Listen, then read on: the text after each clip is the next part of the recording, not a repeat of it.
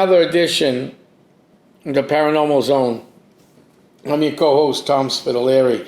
The Paranormal Zone here is set up so we can listen to people from across the universe, the globe, the world, about paranormal, cryptozoology, UFO abductions, UAPs, whatever you guys are calling them today. So we're out there to listen and promote what you stand for, and because there's so many ways we can look at so many fields out there. Also, too, the Paranormal Zone is set up so you people who come on, if you want to come on, it's theparanormalzone.com. We'll get you on the air. We don't go live, so we don't have people calling up the lines and mucking up the show. So it's all about the guest, it's all about the author, it's all about the abductee, it's all about the paranormal team.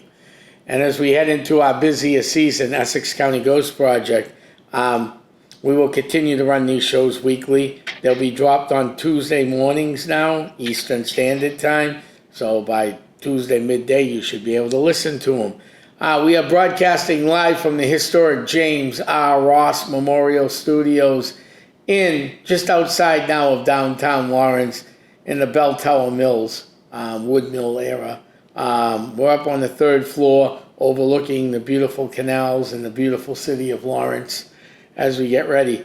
And to keep these shows funded, we rely on donations. So if you want to make a donation to Lawrence Community Access TV to help us out, send us a check at 60 Island Street, Lawrence, Mass. Lawrence Community Access TV, 60 Island Street, Lawrence, Mass. 01840. Now, Bob, thank you for my co-host. He's a great co-host, a great friend of mine. So, Bob, thank you very much. And today we have Kay Golden, abductee, author of Into the Graves, and also a UFO researcher. Welcome, Kay. How are we doing today? Hi, guys. I'm good. Thanks for having me on again. I appreciate it. Yeah. Well, I mean, this is a serious show, but sometimes we have to add some humor to it. Of course. You're calling in from Colorado. Yes. Where a lot of weird things have happened through the years. Yes. Especially out in Boulder, Colorado. Yes, there's some strange stuff that's happened up Not just UFO stuff. Yep. Government secret agencies such as, and I mean this with slapstick humor, Mask. If anybody remembers that TV show in the 80s. Yes. I've always tried to find, Bob, you probably don't remember that show, do you? What show is that? It was a cartoon called Mask. It was based out of Boulder, Colorado. No, I don't. It was a secret group of government agents that had laser masks that turned, motorcycles turned into helicopters, cars turned into... Oh, I do remember one like that, yeah. Yeah, it was on at like 3 o'clock in the afternoon, right after we got out of school. I always rushed home to watch that. Stood for Mobile Armored Strike Command. I'm now dating myself. I'm sorry, guys. Being the oldest person. If we all remember it, we're all dating ourselves. Is Colorado, do they have a big military base out there, Kenny? Yes. Well, so we've got the Air Force Academy. There's that's Air Force. We've got Peterson Air Force Base, Schriever Air Force to Air Space Force Base now. Peterson is now Space Force Base also. We've got Buckley also by Denver.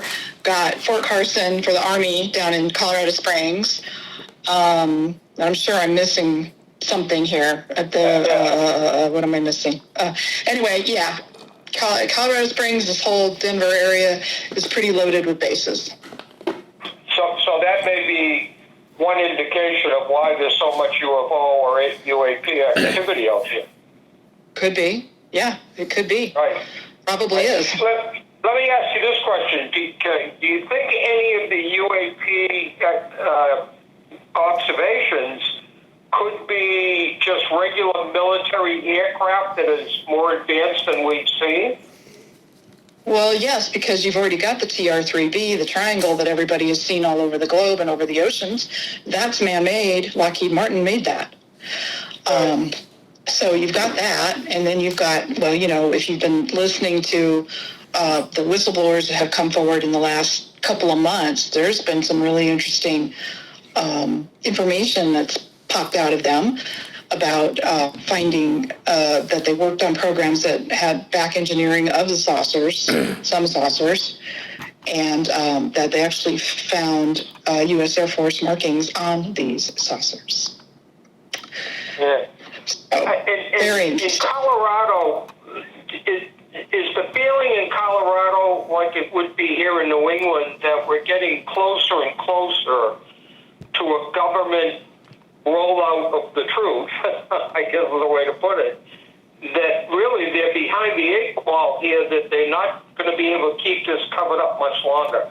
Is that the general consensus out in Colorado? Yeah, so, well, and it's the whole UFO feeling right now seems to be that everybody wants this information to come out. Everybody wants transparency. The serious people, of course, want transparency. And we want to know why everything was covered up. What's so bad that they had to cover it up? What's the deal? And it isn't just Colorado, though. I mean, it's pretty much everywhere. I listen to a lot of the paradigm research, Stephen Bassett, and listen to Avi Loeb, the Harvard physicist. And I mean, there's a lot of things going on that can't be put back in the bottle, but they're still apparently trying to cover things up, which is deplorable in my opinion. Right. Especially with this big rock or whatever that's coming towards us in November. I mean, it's just like, okay, that's out there, and Robert Dean, who's a chapter in my books, when the 2 volumes come out on September 4th, you guys can get them on Amazon. It's Into the Gray's Abyss, Volume 1 and Volume 2. And they'll be released on the 4th, which is an important date because that's the date that it happened in 2017 when I had that abduction experience, the first one that I can really remember. Anyway, Robert Dean is a chapter in that book, in Volume 1, I believe I put it in there.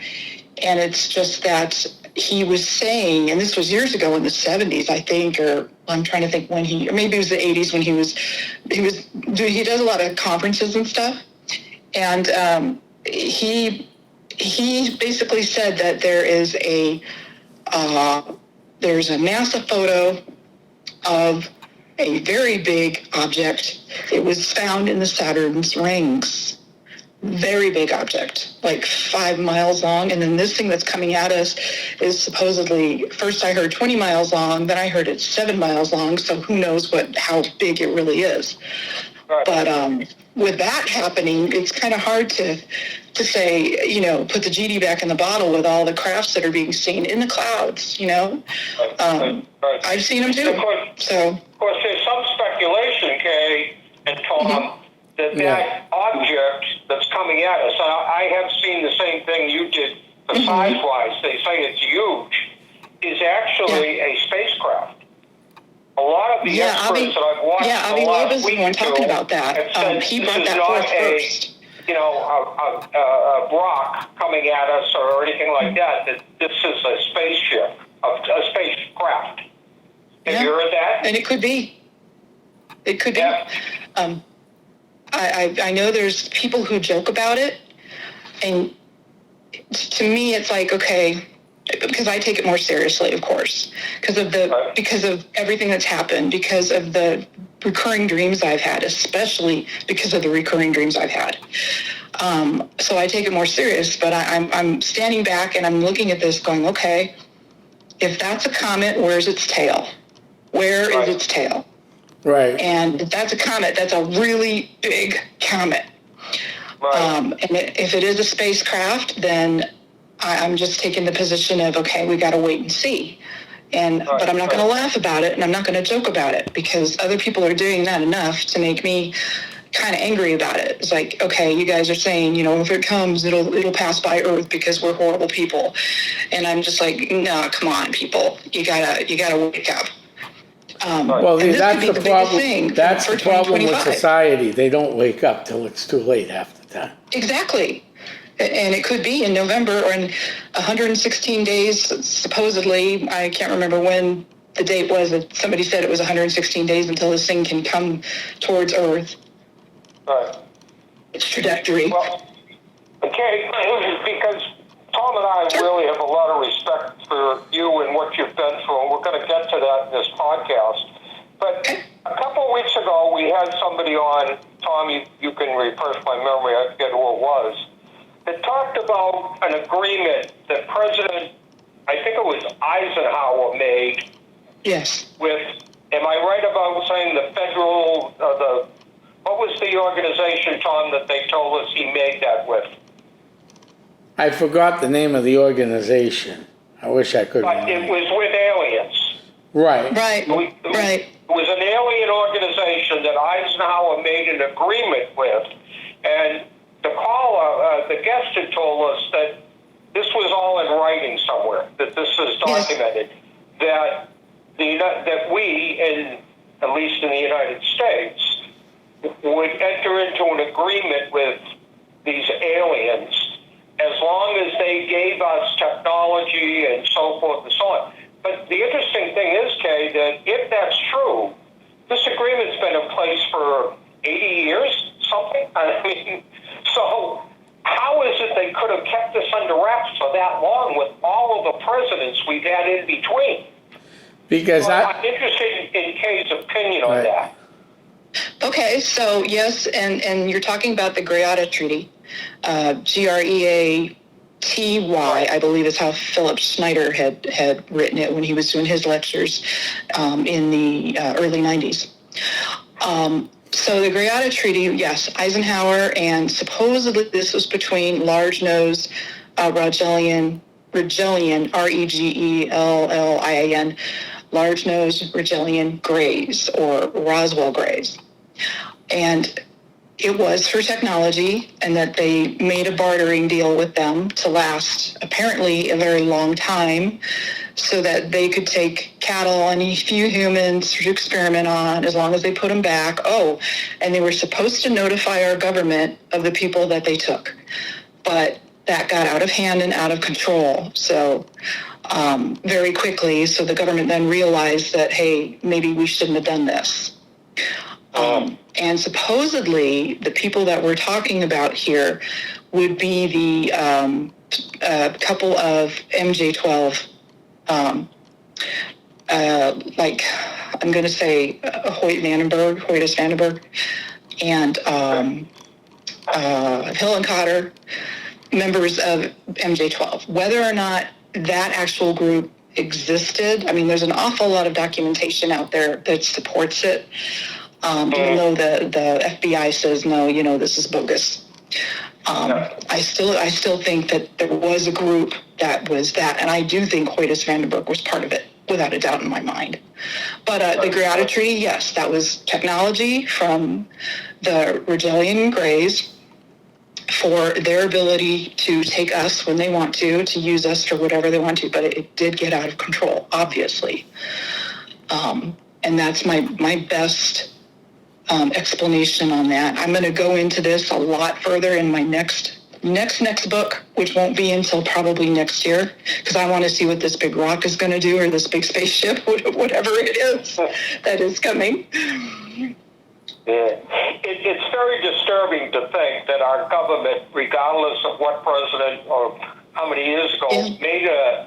I look at this a little differently, if you don't mind, Kay, for a second. Sure. Okay, so I look at it as the president had gone into this agreement, okay? Mm-hmm. And whoever the head of the Roswell security base is, and maybe DOD, which is Department of Defense, maybe the CIA, or one of those 3 acronym letter words that you can't find anywhere, okay, that they just show up out of the blue and then disappear, and there's no public record of these people, okay? But firmly, what I believe happened was, I think it was then taken out of the president's hand and left in charge of whoever was left in the underwater base of, underwater ground of Roswell and some of these other secret military bases. I think only 1 or 2 people knew from generation to generation, and they were sworn to secrecy. And the way the government funded these projects, you can find them in every government spending bill. Just look at a government spending bill. If you want to look at $100,000 pages worth of nothing, read a government spending bill, okay? Yeah. You'll find out that hammers cost $500, toilet seats cost $400, and you go, wow, those are expensive toilet seats, because I can go down the road and get one for $25, $30. Yeah. And a hammer Yeah. for 15. That's the Right. way what I would call, they call hide the money. I call embezzlement of the taxpayers. Oh, it absolutely is. Yes, yes. So Holloman Air Force Base was where that treaty was supposed to have been made. They flew, they came down. And yes, it was between Eisenhower and them, but there were a couple of generals with Eisenhower when that happened. And that's when that's my belief that it was Hoyt Vandenberg that was involved in that. So with that being said, there is the estimate of the situation, which I also talk about in the new volumes. I think that one's in volume 2. But it's important to understand that the estimate of the situation was written up by people in the Air Force at Wright-Patterson Air Force Base at the time that came to the conclusion that there was no other conclusion except the fact that this was ETs that had these crafts that were interfering back then with the military, with everything that happened. And it wasn't just America. Russia was seeing it. It was all over the place. France, everywhere, all over the place. And this was during the Cold War. But that estimate of the situation got sent straight up to Hoyt Vandenberg at his desk at Wright-Patterson Air Force Base. And it also came coming right back down to the guys because he wouldn't sign off on it. He did not want to believe for 1 second that that was possible. Or, in my belief is that he knew, and he still wasn't going to sign off on it because he knew that he couldn't, because of the public knowing all of this would, at that time, back then, freak everybody out, more than likely. Because we were supposed to get used to having aliens living with us, supposedly, and that people could accept it. And something happened, and I think it was the aliens the Greys taking all the people, and the cattle mutilations were ridiculous. I mean, Linda Moulton Howe, friend of mine, and fantastic researcher, UFOs, documentary maker on this subject. She had researched extensively into that, and just so many bloodless, trackless cattle mutilations where they've taken the eye, they've taken the jaw, they've taken the genitals, the anuses out of the cows, and with surgical precision that we didn't have that ability. Nobody back then had that ability in the 70s. But it all goes together, So, Kay, as an abductee, you've been abducted, correct? Yeah. Why? Two things that I always question, I don't seem to get good answers for, is, first of all, how do these aliens identify people to abduct? Do they understand their advancement in UFOs and UAP knowledge? Is it random? I mean, it just seems to me that they abduct people, but there really is no pattern to the abductions. So as I've heard it, it happens in families. So in my case, and again, my parents are gone, so was never able to approach that particular subject with them. Have you ever been abducted? Did you feel like this happened or that? But I talked to my brothers, and my brother during the crash landing that happened when I was a baby in northern Illinois, and that's in my book. It was a lot of orange flashing and a lot of regular lightning going on in that thunderstorm, and the plane hit something. So whatever the plane hit forced us to go down in a farmer's field in northern Illinois. And again, I was just a 6-month-old baby on my mom's lap, and my brother said, and I asked him point blank, did you have any missing time? Do you remember anything? And of course, it was so that was like 1967, June of 67 when that happened. So he doesn't remember. But he understood where I was going with this. I said, I need to know if anybody in the family has had these experiences, because it happens in families. If it's happened to me, it has more than likely happened to one of my own kids, or it's going to happen to the grandkids. And I've watched some, I've listened to conversations, my son, about his grandson was having terrible nightmares for a little bit there. I think everything's okay now. But I mean, kids wake up with bloody noses. You got to go, hey, what's going on? And they're terrified of the dark. Hey, what's going on? So they say it happens in families, happens in military families. And my theory is we're easy pickings. It's not like we're just walking down the road in a wooded field where a UFO's up there and they're going to take somebody. That's different. In the military, I think on bases in particular, the hospital has that. They have access, whoever, if they want to say, hey, let's experiment on this person. You can take this person. And maybe that's how it started in the very beginning, that they were supposed to be allowed to take a few people from the Air Force bases and experiment on them. And then it just got out of hand. But, and I wonder, Kay, if, we had people up here that were abducted way back in the 50s or 60s, Betty and Barney Hill, which most people are aware of. Oh, yeah. Betty and Barney Hill. I wonder if some of these abductions are just abductions by convenience. So Betty and Barney Hill is driving along a fairly country road through the mountains. Not a lot of traffic, not a lot of people, obviously. So I think some of it, Kay, and I'd like your opinion on this, some of them may be just out of convenience, just wrong place, wrong time. Sure. Well, okay, that's a really good point. So if you go back to 1970, was it 78? Travis Walton. So, he just got out of the truck and decided to look at this UFO up close and personal. And when he was going to turn around and go back to the truck, that's when he got mistakenly zapped by this thing, knocked backwards. And I think they took him up so that they could fix him, is I think what he says.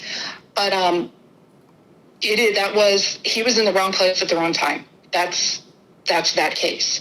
And I think that happens. I think if you're in the woods somewhere and it's dark and, you're camping or something, it's like people seeing Bigfoot, same thing. There's something out there. I don't think our woods are vacant at all. I think there's things in the woods, without a doubt.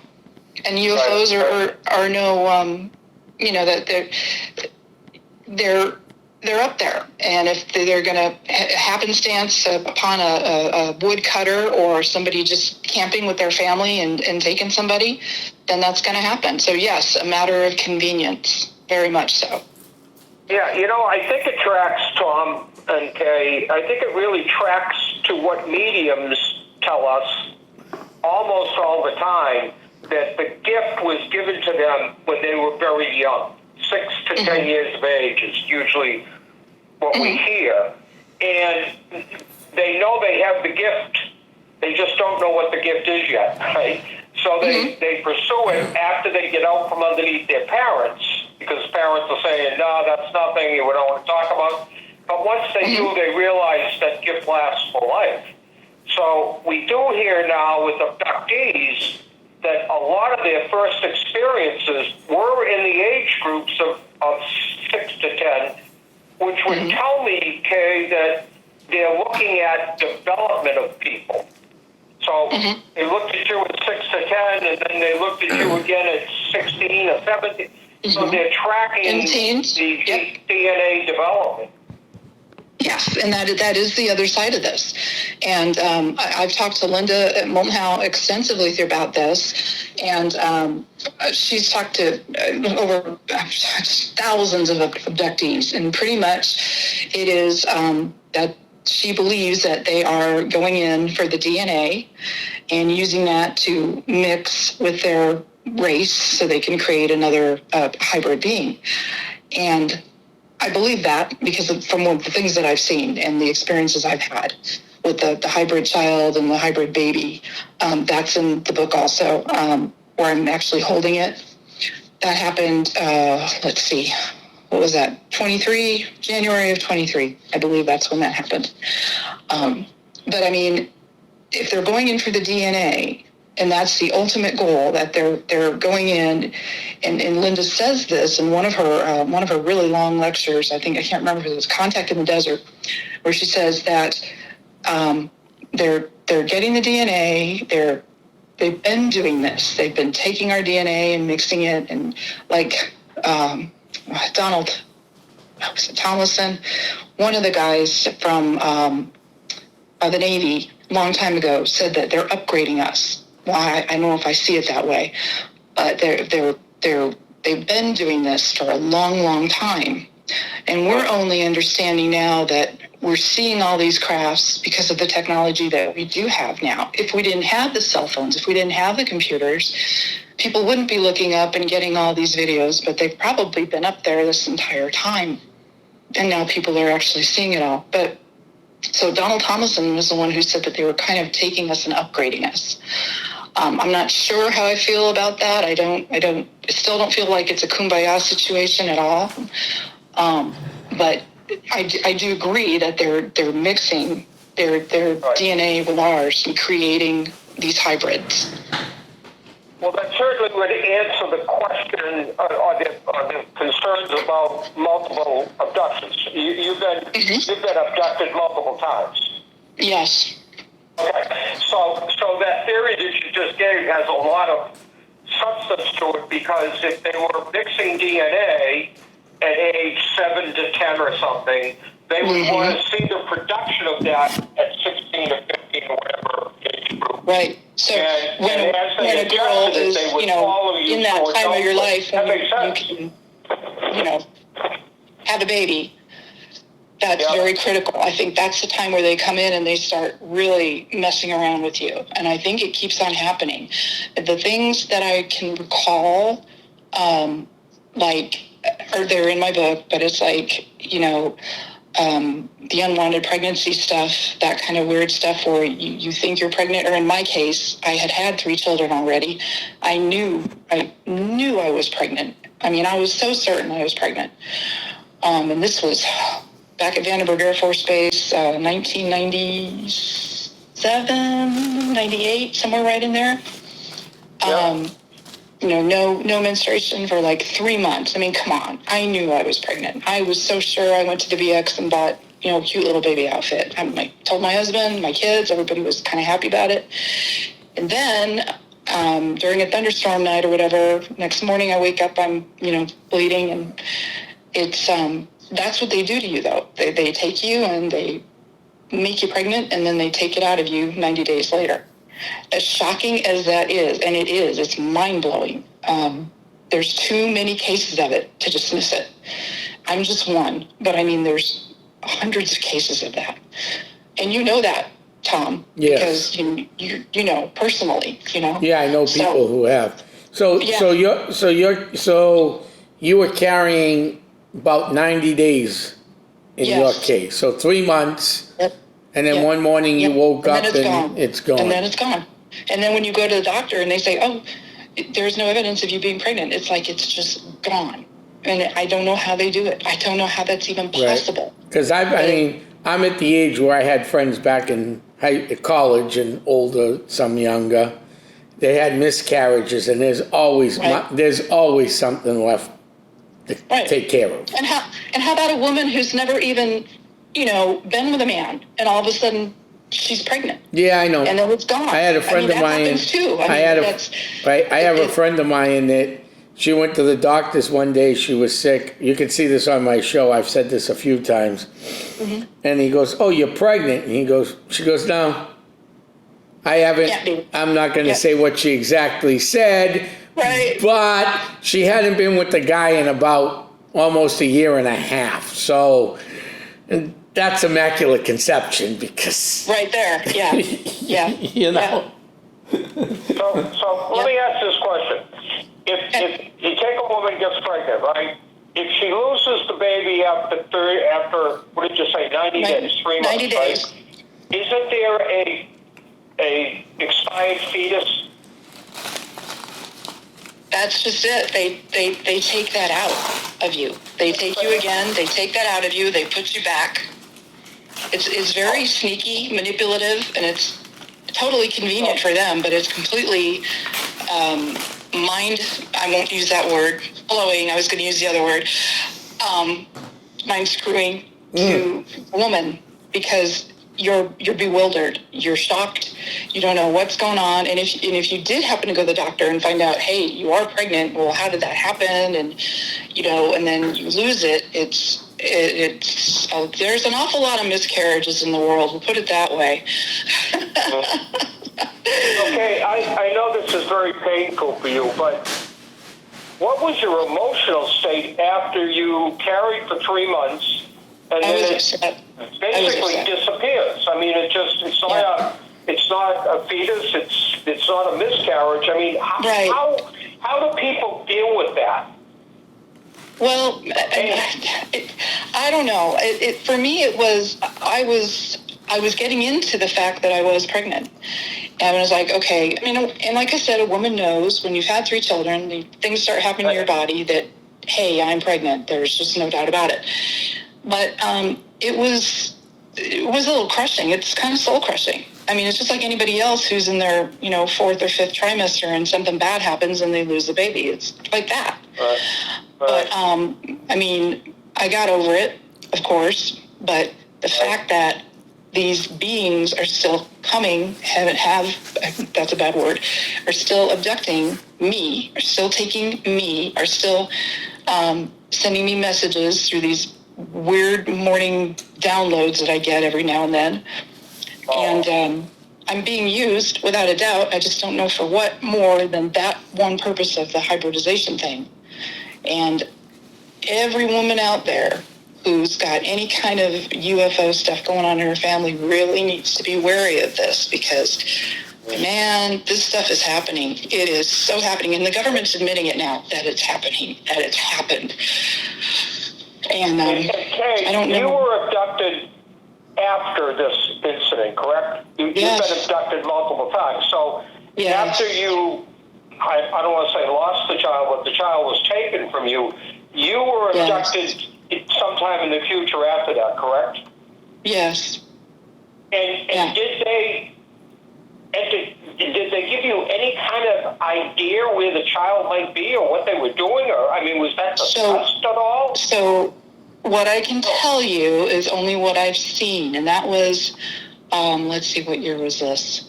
25, 24. This was last December, 24. I think it was 24 December, somewhere in December. And this is when I was seeing the crafts above our old place in our old house. And I had the videos of that. But anyway, so I was taken one night in December of 2024 and taken to a craft. And it kind of went through the same things that I went through. I had the vibrations and, went through my head and my body. And then I'm gone, I'm on the craft. And this was a large craft. And I was taken through many different corridors with just one little small, I call it a worker gray, Zeta Gray. And these are the robotic-y kind of like guys. This one in particular, though, wasn't robotic. It did not have robotic movements. This one was an actual, I think, real Zeta Gray being. And it took me through quarters, and there were rooms here, rooms there. It was a huge ship, from what I could tell. And then I got into this one area where it left me. It opened the door for me. And I went in, and the room was kind of bathed in a peach-like glow. And the room was filled with 3.5 feet, like tubes, long tubes, probably about 1.5 feet wide. It's like really big, fat test tubes. But they were all hooked to this tubes and things, just a great big huge apparatus. There were so many. There were like rows and rows and rows of these in this great big huge room. And this is the room that this tall gray female came to me in with this tiny bundle, I'm assuming that's what I'm going to call it, wrapped in this misty green cloak or drape, silky looking, whatever. And she handed it to me. And I did not want to participate in this, but they kind of made me sit in a chair and stay there so that I was told telepathically by the other tall gray, by the Rex, the tall gray in my book, that, hey, I needed to do this. And I'm just resisting, and I didn't want to look, but I did look, and it was a really tiny looking, blue-gray looking being, had a tiny, tiny, tiny nose, tiny, tiny, tiny ears. This was like a preemie baby for a human, and had normal fingers. What I could see, it was totally wrapped up really tight, so I could only see a little bit of a hand, 5 fingers, blue-gray color, really kind of pale, like, I hate saying death, because it's obviously a living being, but so kind of they look like death. And then the striking thing about it was, no hair, just tiny, tiny, maybe not more than 12 inches long, probably shorter than that, actually. And then big blue, like crystally, not sapphire blue, but like crystal blue, like eyes, like icy looking eyes. Maybe that's the best way to put it. Not black, not deep black like, the grays have, but just kind of a crystal blue. So this is a hybrid that I'm holding, and I'm freaking out. But I went ahead and looked, and, tiny, tiny nose, normal ears, tiny, tiny head, little pointed chin, and the description's in my book more. But I couldn't tell if it was a female or a male, but I kind of got the impression that it was a female. But so, yes, that I went through that, and I don't know why. So, now, I didn't get told, hey, that's yours. Is there any chance that this, let's call it a child for the sake of no definition here, is there any chance this could be your missing baby? I don't know. I kind of wrote in my book that I don't want to go there. I'm not ready to go there yet. That's a big leap for me. It's possible. It could be that they were just showing me, hey, this is what our little tiny hybrid looks like. We want you to hold it just to see it. We want to let you in on this secret.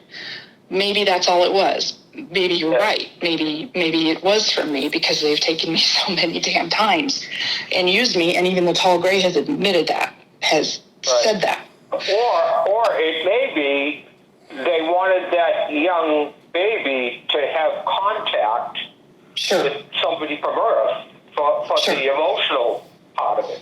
I mean, there's a reason they presented this particular child to you. Yeah, and it's funny because I didn't have any. I've heard other people's stories, like Kathy Davis, where she was showed a child much later on in life. I think I'm really not sure how old she was when it happened, but she felt a kinship with it. And I didn't have that feeling. So if it were mine, I would be thinking, I would think, hey, this is mine, and I'd be, kind of happy about it. And I didn't get that impression. So I feel like I'm just being used, hey, here's a kid, we're going to show you what it is. We want you to hold it just so you know. Or maybe it is a contact thing. Maybe, hey, this is showing the little baby hybrid that this is a human. Sure. It could be something as simple as they wanted you to be able to tell that story, the story you just told, that they wanted that communicated. The abductees, Tom, that we've talked to over a year on this show, I really believe that the old saying is true. They walk among us, we just can't identify them. Yes. And that apparently came maybe what this whole birthing thing is about. Mm-hmm. Yep. Right? I mean, yeah.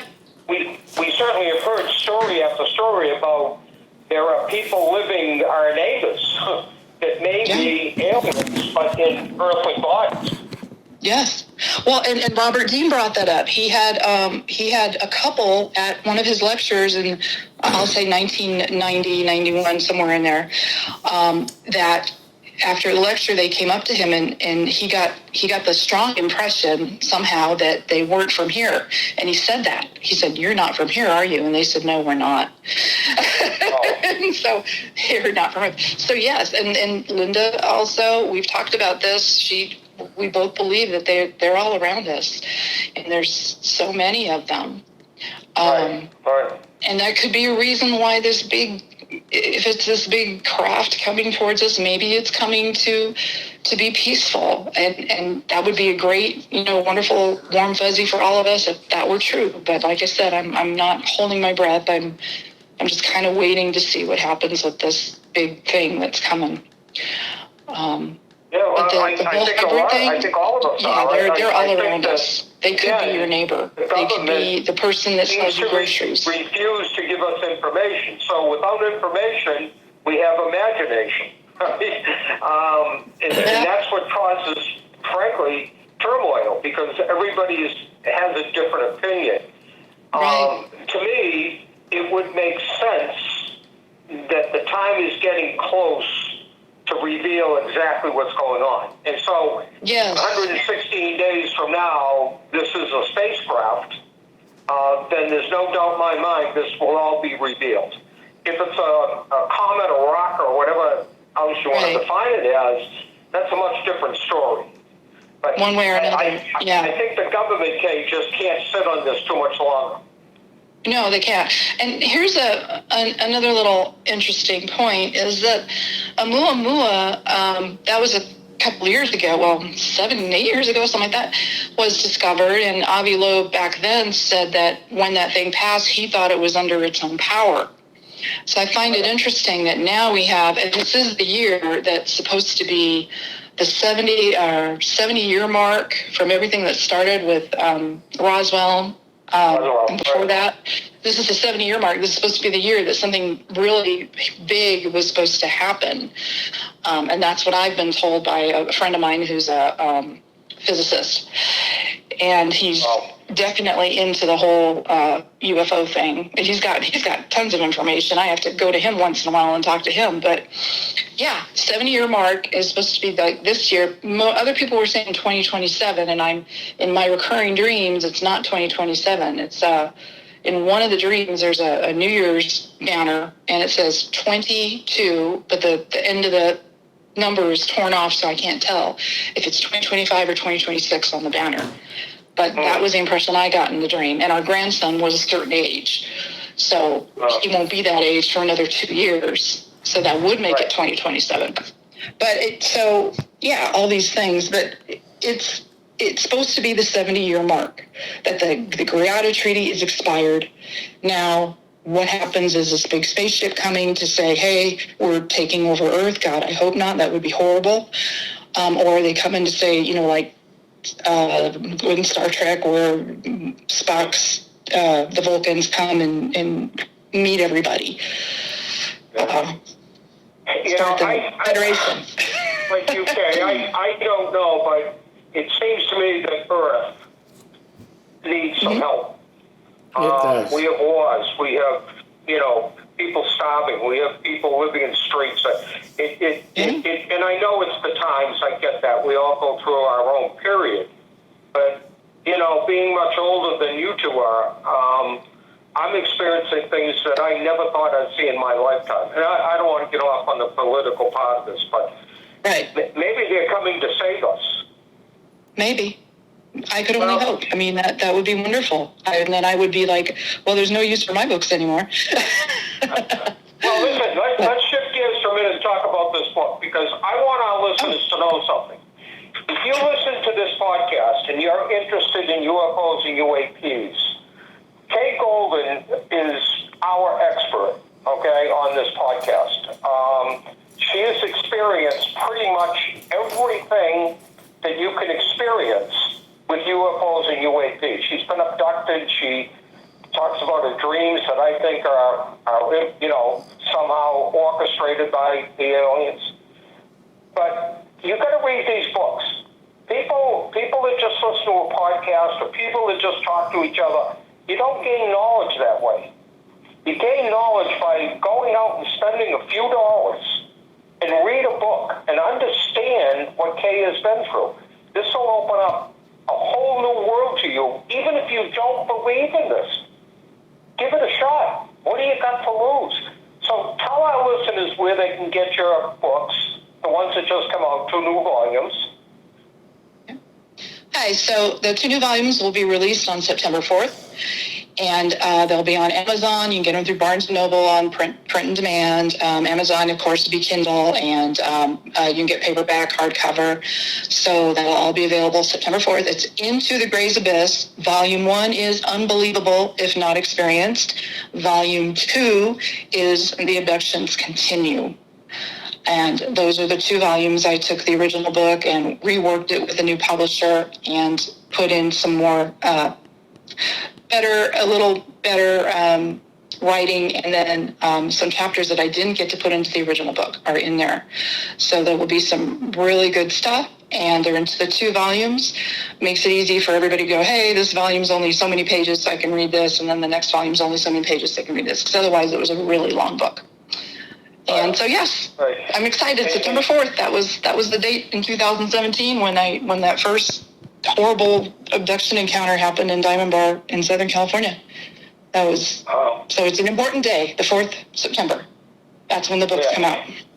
Now, can our listeners get this book ebook on Amazon? Yeah, it'll be available through Kindle on Amazon. Kindle. Yeah. Yep. So we're really encouraging. Now, what we're going to do is Tom and I are going to read these books over the next week or so, and we're going to do a review of the books. But I don't want people to wait. The best way to understand a review of a book the way Tom and I do it is to have read the book yourself. Because during that review, we will take questions via our email address. If you've read the book and we're talking about the book and you have a question, and what we'll do, Kay, if we can't answer the question, we'll forward it to you. Okay. Sounds good. Okay? Or we'll give you the option of putting out your email address and let our listeners go direct. Either way works for us. Sure, we could do that. Okay. Why don't you don't mind doing that? Yeah, no, that's fine. Okay. So why don't you give out your email address? Okay. It is K, just the initial K, Rose, R-O-S-E, Golden, G-O-L-D-E-N, at proton.me. Okay. Any caps or spaces? Nope. Oh, okay. All right. So our listeners can do it one of 2 ways, right? When the book comes out, we will have a review of it. You can then email either us at paranormalnh@yahoo.com your questions, or you can go right to the author. And let me give you a tip. Go right to the author because she's an expert at this. You truly are one of the greatest UAP abductees that we have talked to on this podcast. And I'm in awe of you, Kay, to be honest with you. You've been through a lot. And you must be a very strong individual to go through this. And I hope God blesses you. Thank you. Well, I appreciate that very, very much. Yeah, it's been a roller coaster ride for certain. And for your family. Yeah. Right? Well, my husband's been really supportive about this. And we forget that they've got husbands and wives and children and grandchildren. And this affects everybody if in fact they know about it. Right. Well, my sister and I have a whole chapter in the new volume, in volume 1, all about how I told my sister about this, and her husband was listening for a little while, then he couldn't take it anymore. He had to go inside the house. It was just freaking him out. But yeah, she and my husband know, and then a few of my relatives know, but nobody is reaching out to me and saying, hey, anything's happened to them, which is what I was sort of hoping for. But nope. Yeah. But you must also have a great family, an immediate family around you to give you support. Yeah, they're good people, and they're out there. I mean, they all live their own lives, and I'm the youngest out of 9, so I can talk to my one brother who's closest to me, and then another brother who's 3 years older than him, and then my sister that I talk about in the book, Marie, and her husband, Bill. They are probably the closest people in my family to me. My other brothers, and they're all on their own lives. They have their own, children and grandchildren, and we don't talk very much. Yeah. Okay, thank you so much for coming on this evening. This has just been another great My pleasure, guys. For your time. Thank you, Let's Kay. give us your email and where to get your books one more time. Okay, so Amazon, you can get the books on Amazon. You can also do it on Barnes & Noble. You can go do the Kindle thing through Amazon, or you can do the paperback or the hardcover. The book is Into the Gray's Abyss, Volume 1 and Volume 2, two separate books. They'll be released on September 4th. That's just a few days away. Yep, next week. Yep. Yep. So we encourage our listeners to grab these books. Grab them quick because they're going to go quick. Okay, these books are moving off the shelf. This is about today, what's happening now, not 100 years ago or 100 years in the future. It's about what's happening right now. And if you don't understand it, you need to get these books and start to read about it. So, Right. Tom, And anybody who comments? emails me with questions, I will have a signed copy of the book. So that'll be available for, I think, I'm trying to remember the price on Amazon. Anyway, you'll get it. You can get a signed copy for $60 from me if you email me with your question, if you want to do that. Right? And that would be a That's great hardcover buy book, right there. not And you're paperback going to and get a not Kindle. copy from the author, a signed copy. I Yep. mean, it doesn't get any better than that. Yeah. Tom, last minute comments? That was actually a great episode we had today. I'm actually looking at the book on Amazon. It's also got a pretty cool cover to it too. Yeah, some cool graphics. You forgot to mention the cool cover to the book, which is always interesting. The two volumes will have separate cool covers. The one I'm One looking cool at, cover on one and one cool cover on the other. the one I'm looking at right now has a helicopter, a plane, a UFO abducting somebody out of a bed, a red light thing, and looks like you're Yep. going, and somebody looking out a window, and aliens surrounding a bed.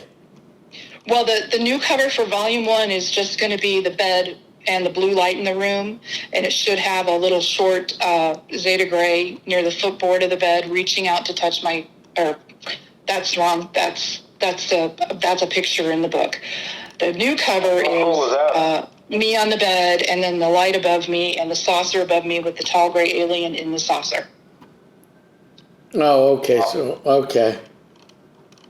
And the second volume cover will have a mantid being on it, the tall gray, and me on a table. Nice. Yeah. Oh, that's so great. I That's worked with my just so publisher great. really hard on that one to get the illustrators to do that. So, yeah.